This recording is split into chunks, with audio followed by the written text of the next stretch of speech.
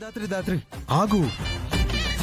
పెళ్ళం ప్రేమ కనిపించదు కానీ ఊర్లో అందరి ప్రేమలు కనిపిస్తాయి కదా. ఏంటి ఇదంతా జలసినా? నేను జలసా అంత లేదు. మరైతే నేను మరదలతో మాట్లాడితే నీకేం ప్రాబ్లం లేదన్నమాట. కాళ్ళు విరగ్గొడతా. మరి నేను వేరే అమ్మాయితో మాట్లాడితే నచ్చదని ఒప్పేసుకో, జలసి ఉందని ఒప్పుకో. సరే మరి రమ్యాని సింధు నెంబర్ అడుగుతాను. ఆగు. మరి నిజం చెప్పు. ప్రపంచంలో ఏ బాజకి తన భర్త ఇంకో అమ్మాయితో చనువుగా మాట్లాడడం నచ్చదు. అలాగే నాకు కూడా నచ్చదు. కేదార్ జగదాత్రికి మాత్రమే సొంతం. అర్థమైందా? నీ కళ్ళు నన్ను మాత్రమే ప్రేమగా చూడాలి.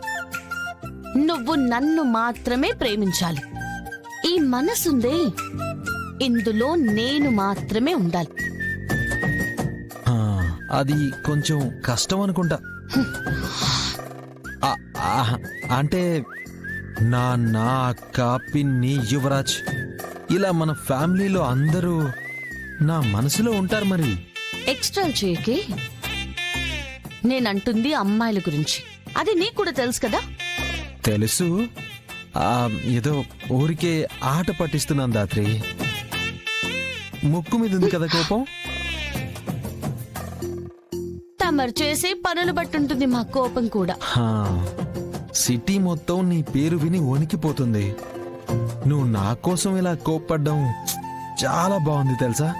ఇంకోసారి ఆ సింధు బావా సార్ అన్నప్పుడు నువ్వు సిగ్గుపడ్డావనుకో, నా కోపం పీక్స్ కెళ్తే ఎలా ఉంటుందో చూస్తా.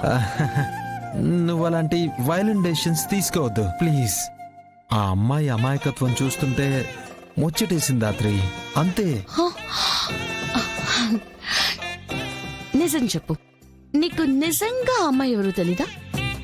లేదా తెలిసినా కూడా తెలియనట్టు నువ్వు యాక్ట్ చేస్తున్నావా? ఓయ్యో దాత్రి, నీకో దండం. నువ్వు ఆ సింధు గురించి అనుమానం మనసులో పెట్టుకోకు. నన్ను నమ్ముతున్నావు కదా. నమ్ముతున్నా. అదే కదా నా బాధ కూడా. ఆ నమ్మకాన్ని ఎప్పటికీ దూరం చేసుకోను.